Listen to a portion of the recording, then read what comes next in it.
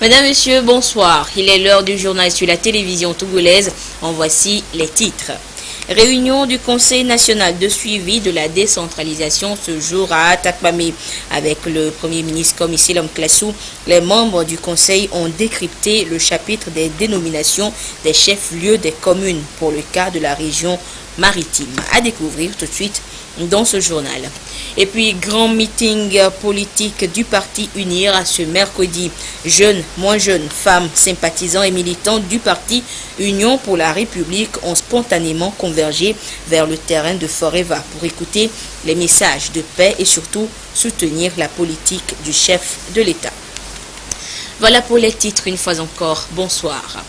D'abord, 4 audiences au palais de la présidence de la République ce mercredi. D'abord, le chef de l'État Faure Essozimna Nyazingbe a reçu respectivement les présidents des assemblées nationales de Madagascar, Jean-Max Rakotoma Manji, celui de la Guinée-Bissau, Cipriano Kassama, et le président du Parlement malien, Issaka Sidibé. Tous ont déclaré à leur sortie d'audience avoir rendu une visite de courtoisie au président de la République et ensemble avec lui, ils ont aussi évoqué la coopération entre leur pays et le Togo et entre leurs parlements respectifs et le nôtre. La situation politique actuelle dans notre pays a également été abordée et ces présidents de parlement entendent soutenir les efforts du gouvernement togolais dans la recherche des solutions durables. Nous les écoutons tour à tour au micro de Ramdan Bassina. Comme nous sommes invités à l'ouverture de la deuxième session ordinaire de l'Assemblée nationale, à laquelle nous avons assisté hier, nous voulions donc aussi transmettre le message d'amitié et de fraternité de son Excellence le Président de la République de Madagascar à son homologue, son Excellence M. Faure Nyazingbe. Et à travers ce message, donc, nous voulions donc aussi le féliciter, son Excellence, pour l'excellent travail qu'il fait donc, dans le cadre du développement du Togo. Et aussi, par la même occasion, lui témoigner de notre soutien en tant que Madagascar, parce que Madagascar et le Togo partagent à peu près la même histoire. Et donc, face au spectre et des difficultés actuelles qui se présentent au Togo à travers certaines manifestations politiques, donc nous avons réaffirmé notre soutien donc, au président et nous soutenons également les efforts qu'il fait pour le pays. Actuellement, dans le cadre de la diplomatie parlementaire entre le Togo et Madagascar, il y a des relations de fraternité, il y a un groupe d'amitié, parlementaire d'amitié qui va être mis en place. Et c'est d'ailleurs une des raisons pour lesquelles nous sommes ici actuellement, parce que nous partageons les mêmes préoccupations internationales, régionales et nationales. Et aussi, donc, pour cela, il y a des valeurs à laquelle donc, nous nous sommes engagés et que nous défendons donc, ensemble. Je suis venu faire une visite courtoisie à son Excellence, Président Faure Nyazingbe, en tant que président de la République du Togo et aussi président de conférence des chefs d'État et du gouvernement de la CEDEAO. La Guinée-Bissau passe une certaine difficulté et il y a une médiation de la CEDEAO. J'ai pu quand même, en tant que président des chefs d'État et des conférences chefs d'État et de gouvernement, lui donner certaines informations d'évolution de la situation politique et sociale de notre pays. Aussi bien, je suis venu le remercier de la façon comme il a accepté la limitation du mandat, les élections du tour. Vous savez, il a donné un exemple en Afrique. Le président Faure étant quelqu'un qui est très capable, il a trouvé des solutions rapides pour que le Togo soit en paix et stable. D'autre part, nous avons quand même fait une analyse de la situation de l'UPA. Je suis président de l'Union parlementaire africaine. En ce moment, bientôt à Burkina, il y aura une réunion des chefs de parlement et le comité exécutif. Et je pense que ça l'intéresse. Je vais donner toutes ces informations. Et je pense que aussi c'est une visite courtoisie que le président m'a accordée, que je le remercie beaucoup. La coopération existe au niveau du Parlement et la coopération existe entre les deux gouvernements. Et cette coopération doit être quand même évoluée, consolidée. Vous savez, Togo est un pays frère. L'expérience du Togo au niveau du développement socio-économique s'intéresse mon pays. Et entre les institutions gouvernementales et parlementaires, nous allons quand même continuer à travailler dans ce sens. Après la séance d'ouverture de la session hier, aujourd'hui, c'est donc une visite de courtoisie au président de la République, une visite au cours de laquelle nous avons parlé des problèmes de chez nous. Quand je dis chez nous, je veux parler du Togo et du Mali. Vous savez qu'on a les mêmes problèmes d'une certaine manière. Tous les Africains aujourd'hui sont dans les mêmes passes. Le terrorisme et tout le reste. Mais j'avoue que d'abord je suis content d'être là.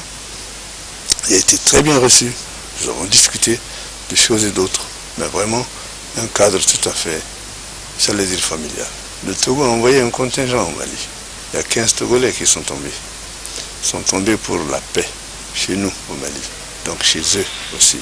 Ça veut dire quoi? Ça veut dire simplement qu'entre nous, la coopération est vraiment fluide. Elle marche très très bien. Et ça ne date pas d'aujourd'hui. Vous connaissez vous-même des relations qui ont existé, même dans le passé, entre nos chefs d'État. Et ça continue. Et jusqu'à nous. Ce qui signifie simplement que c'est toujours au très bon niveau et ça ne peut que se renforcer. A noter que les présidents d'Assemblée nationale de pays frères ont pris part à l'ouverture solennelle de la deuxième session ordinaire de cette année 2017 du Parlement togolais. Session ouverte hier, mardi, et nous y reviendrons dans le courant de cette édition. Et après les présidents de Parlement, le chef de l'État Faure Eswazimna Nyazingbe a également reçu Madame Joséphine Suzanne Eba Touré, présidente de la Cour de justice de l'UEMOA. Au menu des discussions, le séminaire de formation que cette Cour de justice organise depuis hier mardi à Lomé à l'intention des acteurs judiciaires togolais. Elle est au micro de Ramdan Bassina à la sortie de l'audience. La Cour de justice est venue en la personne de la présidente, accompagnée de monsieur le représentant de la commission de l'UEMOA au Togo, faire une visite de courtoisie au chef de l'État du Togo dans le cadre du séminaire de formation que la Cour organise à l'attention des acteurs judiciaires de Lomé. Cette formation a commencé depuis hier. Nous avons eu l'ouverture sous le parrainage du ministre de la Justice et elle se tient sur 3 jours avec 3 thématiques pour présenter la Cour de justice dans ses compétences et ses attributions et présenter aussi les institutions de l'UEMOA et discuter des rapports de la Cour de justice avec les juridictions nationales. Je vous l'annonçais en titre, la deuxième réunion du Conseil national de suivi de la décentralisation s'est tenue ce mercredi du côté d'Atakpamé, où les membres se sont retrouvés pour discuter et échanger sur les ressorts territoriaux des chefs-lieux et des communes. Pour cette deuxième réunion, l'accent a été particulièrement mis sur la région maritime. Le sujet a été décrypté à fond par les membres du Conseil qui ont apporté leur contribution concernant la dénomination des chefs-lieux des communes en vue de permettre leur harmonisation. Et c'était sous la direction du Premier ministre Komi Selom Klassou. Le compte rendu avec Silver Abdou. Le Conseil national de suivi de la décentralisation, dont les travaux ont été lancés le 30 mai dernier, tient sa deuxième réunion ici à Tapamé. Session présidée par le Premier ministre Komi Selom Klassou, président du dit Conseil, mise en place par le chef de l'État. À l'ordre du jour, l'examen des projets de définition des ressorts territoriaux et chefs-lieux des communes. Un engagement des plus hautes autorités du pays qui font de cette valeur un facteur d'ancrage dans la dynamique démocratique pour une gouvernance locale réussie. L'Assemblée nationale a voté la création de 116 communes. Et ces communes sont désignées sous des vocables du genre ZIO 1, ZIO 2, ZIO 3, Yoto 1, Yoto 2, Yoto 3. Et la loi a prévu en son article 2 que le ressort territorial, qu'est-ce qui compose ZIO 1, qu'est-ce qui compose Yoto 1, Yoto 2, C'est ça le ressort territorial. La loi a prévu que ce ressort territorial de chacune des communes, que ce ressort soit fixé par décret en conseil des ministres. Bien, il en est de même du chef-lieu de chacune des communes. C'est ce que la loi dit. Donc, en prélude à l'adoption de ce décret, le chef de l'État a instruit le président du CNSD, qui est le Premier ministre, d'organiser cette rencontre avec les membres du CNSD pour qu'ils examinent les propositions que le ministère a faites et d'apporter un enrichissement au cours des débats. On a dit par exemple, ZIO 1 c'est 5 cantons, bon c'est tel canton, tel canton, tel canton. ZIO 2 c'est tel canton. Le chef-lieu de ZIO 1 c'est ça, le chef-lieu de ZIO c'est ça. Mais est-ce que c'est bon? Donc la discussion a eu lieu et vraiment les membres du CNSD ont donné beaucoup d'informations, nous ont aidés dans certaines des propositions que nous avions faites. Ils ont examiné, ils ont trouvé que certaines de nos propositions étaient pertinentes, d'autres pouvaient être améliorées et ils ont fait des propositions d'amélioration, notamment par exemple dans la désignation des chefs-lieux par exemple. Cette deuxième réunion a mis l'accent sur le découpage et la dénomination des communes dans la région maritime. Il s'agit pour le Conseil de voir au niveau de cette région les communes qui sont déjà créées, les localités désignées comme chef-lieu en vue de partager et passer au peigne fin ce sujet qui permet d'engager la population à participer au développement de son cadre de vie. Mais la décentralisation, c'est la gouvernance de la base par la base. C'est-à-dire que c'est la base, même les populations même, qui vont chercher à se développer. Voilà. Donc, quand vous connaissez votre territoire communal, vous saurez effectivement quel acte poser pour développer votre milieu. Qui parle de décentralisation parle forcément de développement et c'est un passage obligé pour nous de passer par là parce que vous êtes à la base, vous savez ce qui se passe à la base et c'est mieux que vous, c'est seulement le malade qui sait de quoi il est malade. Maintenant, il vous en parle et vous pouvez l'aider à se faire traiter. Donc, quand le malade ne sait pas de quoi il souffre, c'est très, très difficile. Au moins, il sait là où il peut toucher, j'ai mal ici, avant d'aller au diagnostic. C'est la base seulement qui peut nous dire clairement ce dont nous avons besoin. Pour le Premier ministre, la décentralisation est non seulement un facteur de préservation de l'unité nationale, de l'intégrité du territoire, de la promotion du développement à la base, mais aussi une option stratégique de gouvernance participative et inclusive. Je me réjouis particulièrement de la tenue de notre présente réunion dont l'importance est singulière. En effet, parlant de la décentralisation et en siégeant à l'intérieur du pays, en dehors de la capitale Lomé, nous collons à la réalité factuelle, à l'idée même de la décentralisation. Il en sera ainsi dorénavant, afin qu'au cours du processus et dans le cadre du Conseil national de suivi de la décentralisation, nous puissions parcourir toutes les régions du pays. À ce sujet, j'annonce par anticipation que notre prochaine réunion aura lieu dans la région des Savanes à une date qui vous sera communiquée ultérieurement. Le thème retenu pour meubler la réflexion de la rencontre, à savoir l'examen des projets de définition du ressort territorial et des chefs-lieux de communes en application de l'article 2 de la loi numéro 2017-008 du 29 juin 2017 portant création des communes, nous offre l'opportunité d'apprécier ensemble et dans une démarche constructive le projet du gouvernement en matière de la détermination des ressorts territoriaux et des chefs-lieux des communes nouvellement créées. C'est dire que nous franchissons ensemble et graduellement des étapes sûres allant vers la matérialisation de la décentralisation dans notre pays. La tenue de cette deuxième réunion est donc une approche pour faire évoluer le processus et à rendre opérationnelle cette vision du président de la République dans le contexte de la mise en œuvre de la décentralisation et de la gouvernance locale au Togo. L'objectif poursuivi par la présente rencontre est d'aller plus loin dans le processus de la décentralisation en tenant compte des résultats déjà obtenus. Il s'agit concrètement d'échanger sur les ressorts territoriaux et des chefs-lieux de communes. Afin de passer au peigne fin ce sujet d'intérêt commun, dans une approche pédagogique, nous allons aborder aujourd'hui uniquement le cas de la région maritime.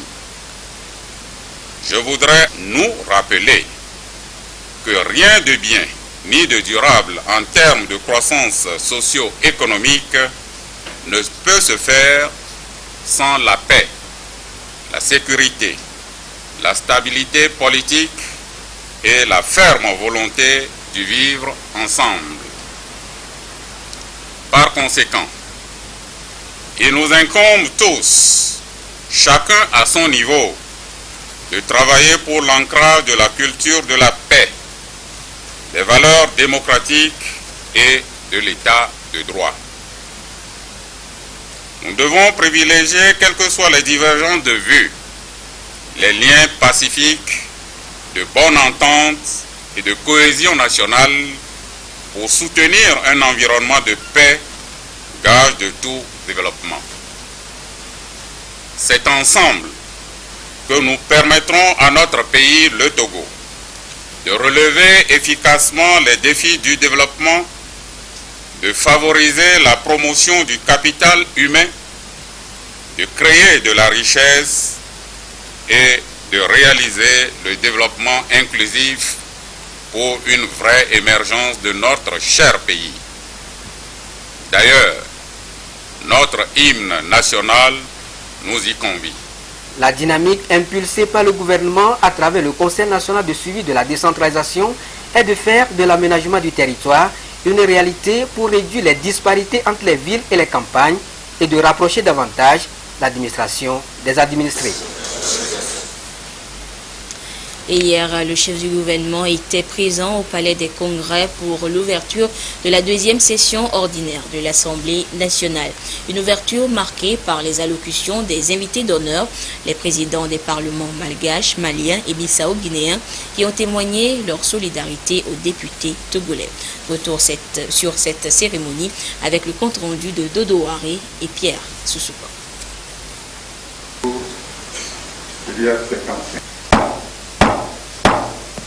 La séance est ouverte. 3 coups de maillet et la deuxième session ordinaire de l'année 2017 est ouverte par le président de l'Assemblée nationale. Minute de silence en mémoire des disparus lors des récentes manifestations politiques au Togo, puis exécution de l'hymne national. La solennité de l'événement oblige. Dama Dramani est entouré pour la circonstance des autorités politiques, administratives, traditionnelles et religieuses. À la première loge, le Premier ministre, chef du gouvernement, Komisilom Klasso. Le président de l'Assemblée nationale va saluer la présence de ses homologues hôtes avant de déplorer en des termes clairs l'absence de l'opposition parlementaire à l'ouverture de cette session.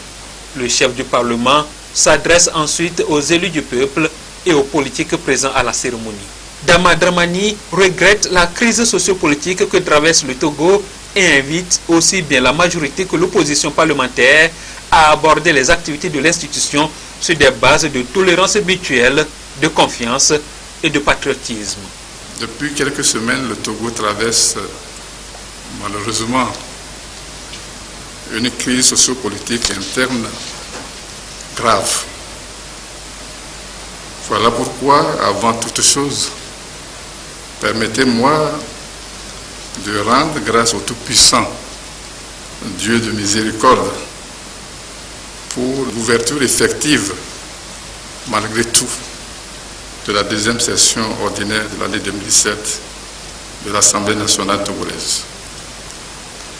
Pour revenir à la crise qui secoue notre pays, je voudrais de prime abord déplorer les pertes en vies humaines et les blessés occasionnés par les manifestations politiques violentes. Je m'incline devant la mémoire de ces concitoyens disparus et je présente les condoléances de la représentation nationale aux familles éplorées ainsi que nos souhaits de prompt rétablissement. Notre pays aurait pu éviter ces malheureux événements qui hypothèquent la paix sociale, la concorde nationale, bref, le vivre ensemble. Si, je dis bien si, nous avons su tirer les leçons du passé. Quelles que soient les divergences politiques qui surgissent au cours de notre cheminement commun, toutes les filles et les fils de ce pays devraient faire preuve de patriotisme afin de privilégier les seuls intérêts de l'entité la plus chère que nous avons en partage pour toujours, notre Togo chéri, l'or de l'humanité, comme nous le chantons si fièrement. Il y a lieu aussi de signaler que les défis du développement de notre pays, encore nombreux et importants, ne nous autorisent pas à perdre notre énergie dans des querelles politiciennes à répétition. La paix, on ne le dira jamais assez, n'a pas de prix. Rien de bon et de durable, nous en sommes tous convaincus, ne peut se construire sans la paix et sans la sécurité. Aussi voudrais-je inviter l'ensemble de nos compatriotes à être de véritables artisans de la paix, à œuvrer avec sincérité et honnêteté à l'apaisement des cœurs et des esprits et donc à la réconciliation nationale. C'est le lieu pour moi de rendre un hommage mérité au président de la République togolaise, chef de l'État, son Excellence Faure Eswazimana Gnassingbé, pour sa constante disponibilité pour le dialogue avec toutes les composantes de notre société. Je dis bien toutes les composantes de notre société. Pour son engagement et sa détermination à préserver un climat de paix et de concorde dans notre pays. Les gestes d'ouverture, les actes d'apaisement que le chef de l'État pose quotidiennement sont, à mon avis, des perches tendues pour la recherche de solutions de sortie de crise pacifique et consensuelle. Les présidents des institutions sœurs, notamment de la Guinée-Bissau, de Madagascar, du Mali, ainsi que le secrétaire général de l'Union interparlementaire, ont exprimé leur solidarité au Togo et formulé des vœux que le pays retrouve vite la cohésion et la stabilité sociopolitique. J'ai l'intime conviction qu'en tant qu'élu du peuple, vous demeurez conscient de votre contribution déterminante à la consolidation de la paix au Togo, que la postérité inscrira à votre actif. Les générations futures se souviendront et s'inspireront des efforts que vous aurez déployés afin de relever les défis auxquels la démocratie togolaise fait face actuellement. Pour l'heure, il vous incombe, et je vous lie en gage, de tout faire dans le cadre de vos prérogatives constitutionnelles pour déplacer le débat de la rue vers l'Assemblée nationale, où il doit faire l'objet d'une attention dépassionnée de la part de tous les représentants du peuple, toutes tendances politiques confondues, pour le bien du peuple togolais dans sa globalité. J'appelle tous mes collègues parlementaires solennellement réunis ce jour, malgré l'absence de mes amis de l'opposition, de toutes tendances politiques confondues, à un sursaut patriotique afin d'éviter au Togo, naguère appelé Suisse de l'Afrique, un saut dans l'inconnu. L'Assemblée nationale a son rôle à jouer dans ce défi de stabilité et de vie démocratique apaisée. En ce sens, avec votre permission et en toute modestie, je ne peux donc que vous encourager et vous soutenir dans la poursuite de la mise en œuvre d'un espace d'écoute, de dialogue et de concertation. Les rencontres et les échanges que j'ai pu avoir avec certains d'entre vous renforcent ma conviction sur l'efficacité de la légendaire sagesse togolaise aux fins de maintenir la stabilité. Je voudrais en ce moment solennel renouveler toute ma satisfaction consécutive au soutien apporté au Mali par la République du Togo dans la gestion de la crise qui a ébranlé le pays à partir de 2012. L'esprit de solidarité des autorités du peuple togolais ainsi que la participation togolaise sur le terrain militaire ont largement contribué à aider notre pays dans sa stabilisation. Par ailleurs, tous les autres ont salué les actions entreprises ces dernières années au Togo par le président de la République, Faure Gnassingbé, et dont les effets améliorent le quotidien de la population. Ils ont souhaité que les Togolais de chaque bord acceptent son prochain, qu'ils dialoguent et se comprennent mutuellement. Message partagé par les députés présents. Dama Dramani a rappelé à tous que le devoir patriotique engage chacun à revenir à de meilleurs sentiments pour terminer en beauté et dans la convivialité la législature en cours. Et toujours dans l'actualité nationale, la politique se taille la part du lion avec les meetings politiques et manifestations de rue qui se succèdent. Ce mercredi, le terrain de Forever à Lomé était noir de monde. Sympathisants, militants, associations et mouvements proches du parti UNIR s'y sont retrouvés spontanément pour un grand meeting de sensibilisation sur la paix et de soutien à la politique du président de la République, président du parti UNIR. Le compte rendu avec Lucassi et Augustin. Merci.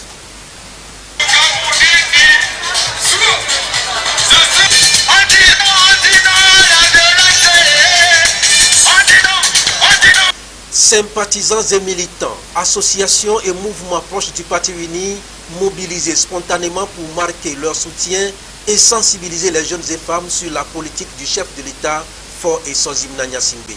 Une politique axée essentiellement sur la culture de la paix, de la cohésion sociale et du développement inclusif et participatif. À ce grand meeting, tout ce beau monde a été édifié sur les idéaux du parti uni et la vision du chef de l'État. Une vision qui met en place tous les ingrédients pour acter le développement du pays dans la paix et la concorde nationale. Je suis ni de l'opposition ni du pouvoir. Je suis sorti pour soutenir la paix. Cette paix que prône le chef de l'État. Je suis venu spontanément, joyeusement pour soutenir notre président dans sa politique de paix et de réconciliation. Nous sommes là aujourd'hui pour la paix, l'émergence du pays et la fraternité. Spontanément, je suis sorti aujourd'hui. J'ai laissé ce que j'ai à faire parce que sans la paix, on ne peut rien faire. Le Togo est déjà sur les rails du développement. Tout le monde le sait, tout le monde le voit. Et tout ce qu'il nous faut pour que nous réussissions cette politique, c'est la paix. On ne peut pas faire un développement sans la paix. Nous sommes là pour qu'il y ait la paix. Sans la paix, on ne peut rien faire. On veut la paix au Togo. S'il y a la paix, on peut aller acheter ou puis on peut aller vendre ce qu'on veut. On peut aller là où on peut aller. Je veux que cette sécurité que nous avons eue au Togo depuis pas mal d'années soit pérennisée.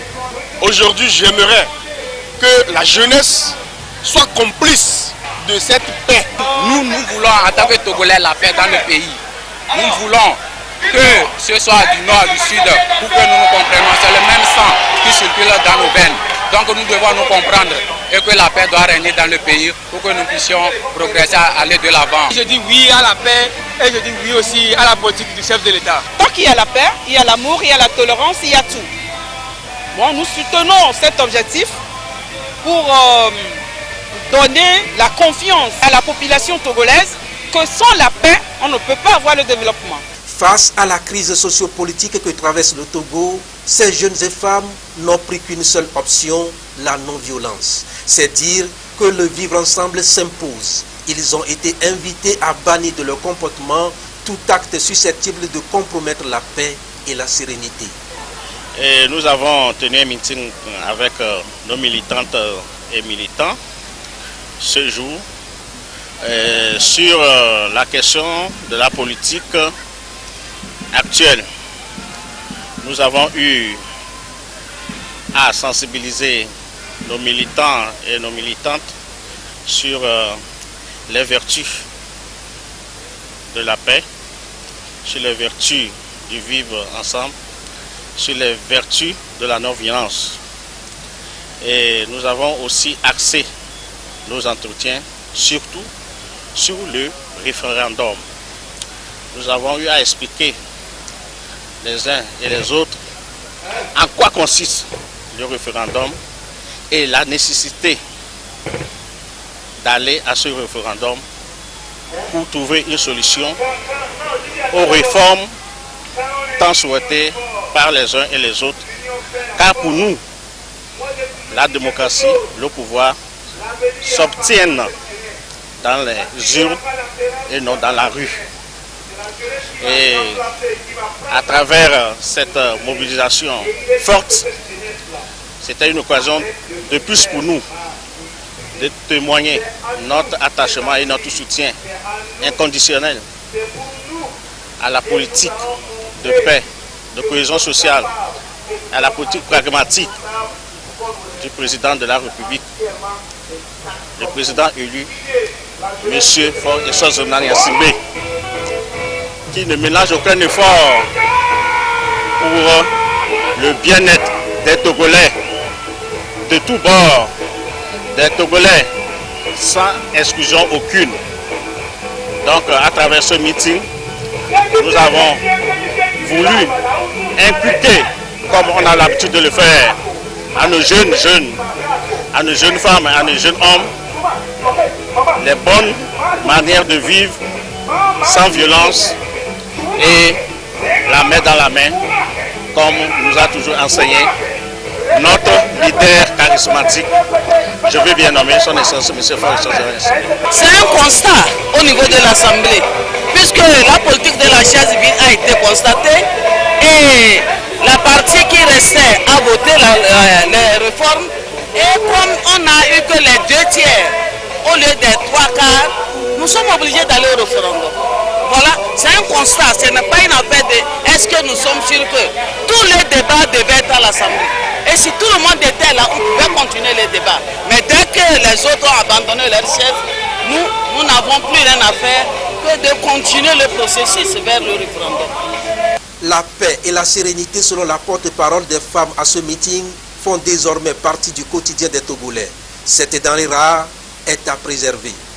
Nous devons reconnaître que notre pays reprend des couleurs et de la vigueur et qu'il a plus que jamais besoin que ses fils s'unissent et se donnent la main pour venir à bout de notre ennemi commun, la pauvreté.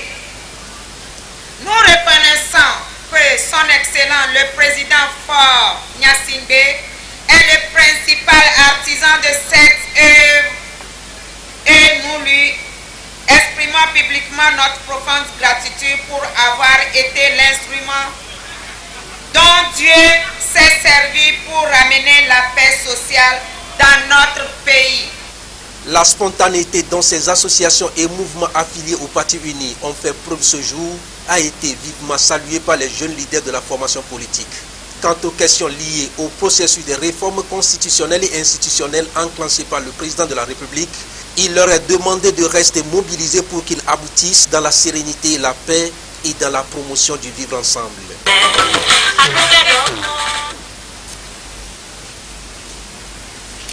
Lomé ce matin était encore au rythme des manifestations de rue. Les marcheurs regroupés au sein du CAP 2015, PNP et le groupe des 6 ont battu le pavé pour relancer les réformes, notamment le retour à la Constitution de 1992 et le vote de la diaspora. Retour sur les images avec Robert Kotobe et Honoré Modro.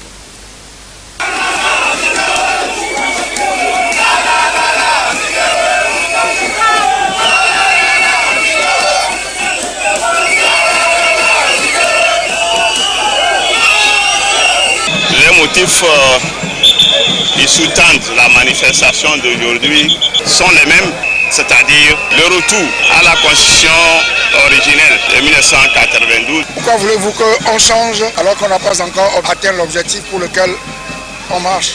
Ben, si le IEF envoie quelqu'un juste pour écouter les gens qui sont en crise, les deux parties, bon, nous on ne va pas dire qu'on n'a pas le droit de au moins écouter le message qu'elle est en train de nous porter.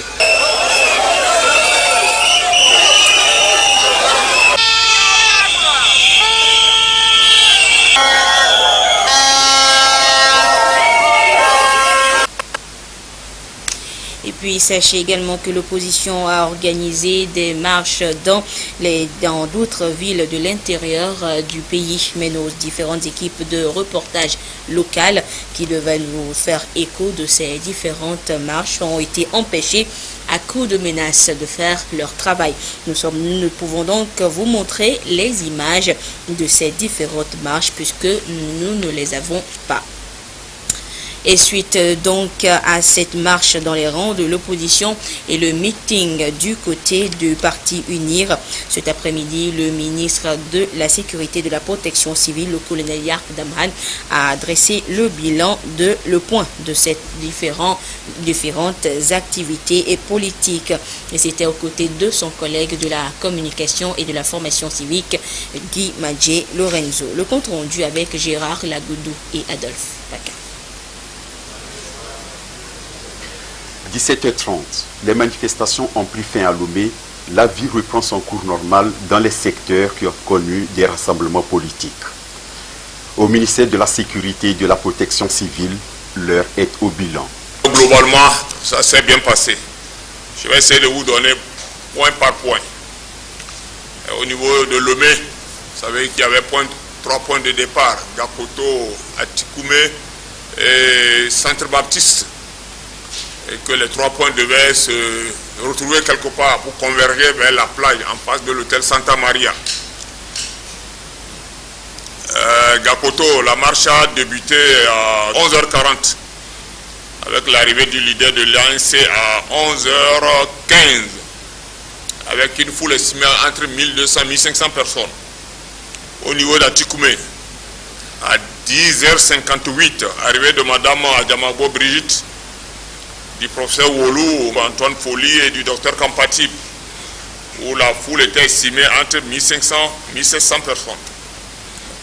À 12h05, un groupe sur le conducteur de taxi-moto estimé à une dizaine est parti d'Akosomo vers Dogome et a érigé plusieurs barricades sur la route de Palimé, à hauteur du carrefour de la Pampa jusqu'au carrefour de l'ancienne douane. Les barricades ont été réduites par les forces de l'ordre. Voilà déjà un cas. Ça là, ce n'était pas au programme de la marche. Ils quittent non seulement le lieu de leur regroupement, ils vont mettre les barricades ailleurs. Bon, nous avons instruit les éléments à accompagner résister à leur provocation. Résister à leur provocation. Au niveau du centre baptiste, le rassemblement a commencé avec une foule estimée à 600. L'arrivée de du député Jean Kissi à 11h14. À 12h19, le cortège a quitté Atikoumé et a rejoint l'église baptiste. Sinon, les 3 points vers le point de chute, nous avons estimé la foule à un peu plus de 7000 personnes. Un petit détail aussi, quand ils sont arrivés, il y a un parti politique qui est resté au carrefour, au rond-point de l'Apiron avec ses éléments, tandis que les autres partis sont descendus à la plage. À Lomé également, il y a le parti UNIR qui a fait un meeting sur le terrain de l'ancienne Sazov à 11h. On dit la foule était estimée à 600. Vers la fin, leur meeting a pris fin vers 15h39 avec une foule estimée entre 2000 et 2500. En 15h39, le meeting était encore en cours, mais il n'y a pas eu d'incident. Ça, c'est le parti UNIR à Lomé. Maintenant, je reviens à la coalition. À Vaughan, 10h50, début de la marche avec une quarantaine de manifestants. 11h30, la foule ça a grossi, environ 100 manifestants. Encore en voguant un détail qu'il faut vous dire. Des individus sur 2 motos ont caillassé les élèves du lycée de Kota. En cours, les obligeant à quitter les salles de classe. Ils sont activement recherchés par les services de sécurité.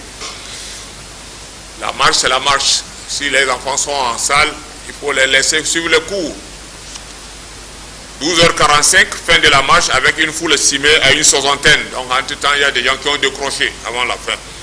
Signalons que le dossier Arion du NID a rejoint le groupe donc vers la fin. Ah non, il n'y a eu rien. Tchevi, rien. Afanya, rien. Talubo, Azaoun, rien. Keve, Enfoy, Afanya, Titongon, Togoville, Agodrafort, rien. Dans la région des plateaux, à Nié, début de la marche avec une foule estimée à une soixantaine de manifestants à 11h30 à Nié. À 12h42, arrivé au point de chute avec 100 manifestants environ. 14h, fin de la marche avec presque la même estimation. À Nié, sans incident. À Atakwame, le rassemblement a commencé vers 10h22 avec une trentaine de manifestants. Début de la marche à 10h40, toujours avec la même estimation, une trentaine. Fin de la marche avec une foule estimée à une quarantaine de personnes à Atakwame. Je vous informe de passage qu'il y avait également la réunion du comité de suivi de la décentralisation à Atakwame, présidée par le Premier ministre. Là aussi, ça s'est très bien passé. À Badou, rien. À Mlamé, rien. Kougno, rien. À Palimé, 9h25, début de la marche avec une foule estimée à 150. 14h25, arrivée des manifestants au point de chute sur l'esplanade du château en face de la TDE avec une foule estimée à 400 personnes environ. 14h55, début de la dispersion et fin de la manifestation. Aucun message n'a été livré. Notons qu'autour de 13h, les marcheurs ont marqué un arrêt au lieu du monument pour manger et prier. La région centrale, à Sokodé, à 9h10, début de rassemblement avec 500 manifestants environ. 10h13, certains manifestants se rendant au lieu du regroupement ont tenté de déloger les élèves dans les établissements. Certains établissements ont préféré libérer les élèves. Un parmi eux a violemment frappé sur les portes de l'école primaire publique Coma 1, située à proximité du lieu de rassemblement, demandant aux élèves de sortir et de se joindre à eux, ce qui a obligé les enseignants à libérer les élèves. Un des responsables, au nom d'Agrignan, du parti ADI, est intervenu pour le leur interdire. Voilà. C'est des détails importants. Ça veut dire que, au moins, il y a des gens qui sont responsables. 11h05, début de la marche avec une foule estimée à 2000 manifestants. 13h30, fin de la marche sans incident. Pas de message livré. À Blita, il n'y a rien eu. À Tchamba, 10h25, début de rassemblement avec une centaine de manifestants. 10h37, début de la marche avec une foule estimée à 130, avec à sa tête le coordonnateur préfectoral, Tchabangna Soji. 12h05, arrivé au point de chute et fin de la marche sans incident. Le rendez-vous est pris pour demain, comme les autres d'ailleurs.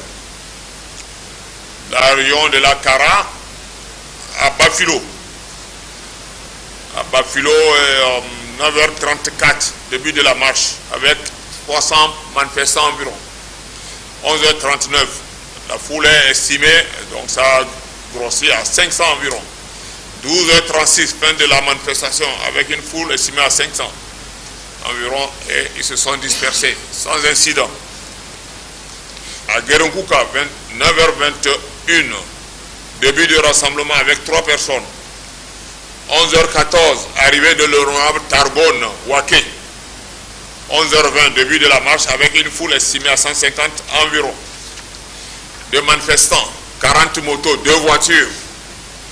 13h10, arrivée des manifestants au point de chute, marché de Guérenkuka. Le nombre de manifestants a considérablement diminué. Un détail important, 13h25, fin de la manifestation avec la présence de l'honorable Tarbo Nwake, qui s'est exprimé en langue locale. La plupart des manifestants sont arrivés avec des motos et véhicules d'immatriculation ghanéenne. Ils sont tous du village de l'honorable, situé à la frontière avec le Ghana. Donc, ça c'est important. Pour nous, la manifestation se passe au Togo, sur le territoire togolais. Nous pensons que ceux qui viennent, c'est des Togolais. Mais si c'est des véhicules et motos d'immatriculation ghanéenne, ça fait problème. Je ne vois pas des Togolais à bord des véhicules TG aller au Ghana assister à un meeting politique. La région des savanes, je dis mes amis, ou nos amis, les marcheurs ont décidé d'annuler.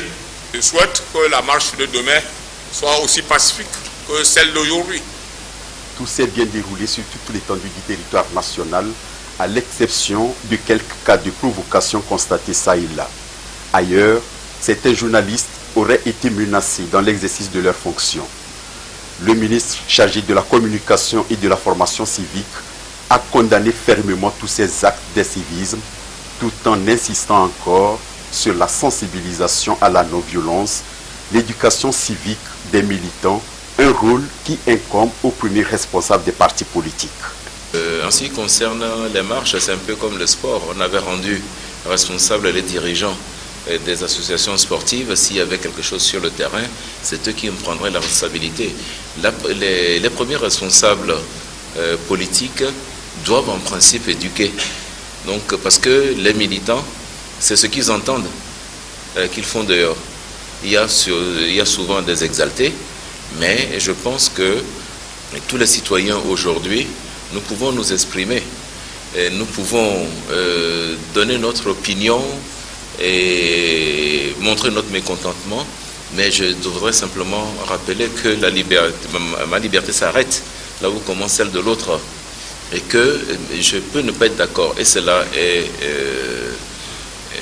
arrive tous les jours, hein, même dans les couples. C'est pas tous les jours où le mari et la femme sont d'accord. Alors en politique, on peut ne pas être d'accord, ne pas partager le point de vue de l'autre personne, mais c'est un débat d'idées.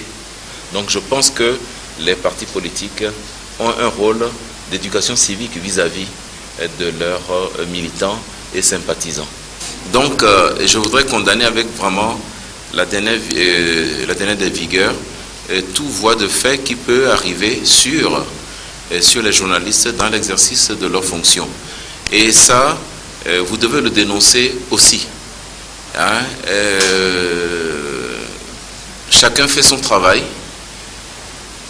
On peut ne pas aimer la ligne éditoriale d'un journaliste. On n'a pas à commettre des voies de fait dessus, ou bien le rudoyer, ou bien à interdire à certaines chaînes de télévision, ou bien certains journaux de couvrir des manifestations et autres. Le gouvernement en appelle à la retenue et exhorte davantage les manifestants à la non-violence et au strict respect des biens publics. Et toujours dans le cadre de cette actualité politique, je vous donne lecture de ce communiqué conjoint. La communauté économique des États de l'Afrique de l'Ouest, CEDEAO, l'Union africaine, UA, et le Bureau des Nations Unies pour l'Afrique de l'Ouest et le Sahel, UNOWAS, suivent de près l'évolution de la situation socio-politique en République togolaise. Les trois organisations prennent acte en particulier de l'adoption du projet de loi constitutionnelle visant à modifier les articles pertinents de la Constitution togolaise. Elles observent que c'est une étape importante pour mettre le Togo en conformité avec les normes démocratiques reflétant les meilleures pratiques en Afrique de l'Ouest.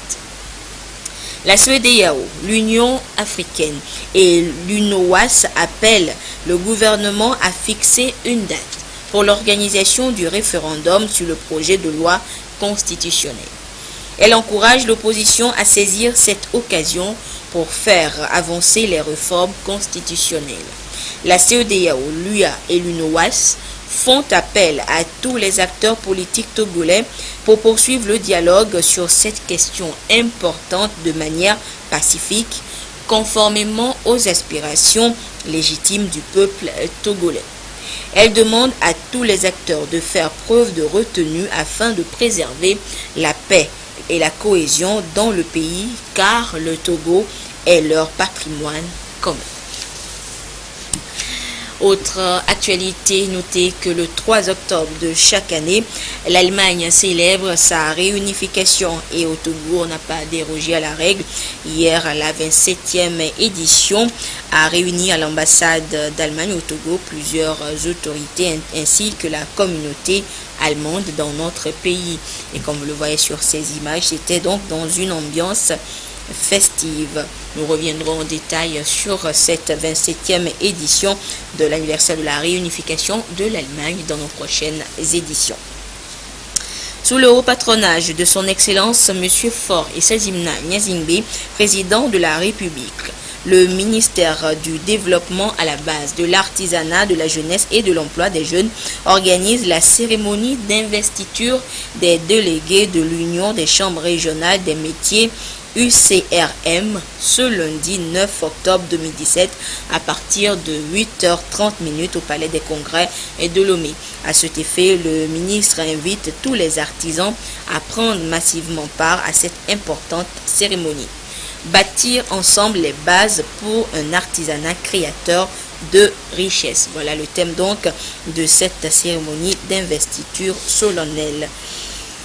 La direction générale de la compagnie énergie électrique du Togo, CET, informe son aimable clientèle que suite à une avarie sur la ligne de la CEB reliant la station d'énergie de Lomé-Port à la station d'énergie de Lomé à Kosombo, hier mardi 3 octobre 2017 aux environs de 19h, la fourniture du courant électrique a connu quelques perturbations dans la ville de Lomé et de ses environs. Des dispositions urgentes ont été prises pour rétablir la situation normale en attendant les travaux de réparation en cours actuellement. Par ailleurs, la CET informe ses clients que le risque de perturbation n'est pas totalement écarté jusqu'à la fin des travaux de réparation en cours de réalisation par la CEB. La direction générale de la CET présente ses excuses à la clientèle pour le désagrément et la remercie pour sa bonne compréhension. Et voilà, c'est sur ce communiqué de la CET donc que se referme cette édition quelque peu longue, actualité oblige. Merci de votre fidélité à la télévision togolaise. À 22h30, vous serez en compagnie de Eden Sousouko pour la dernière édition du journal. Au revoir.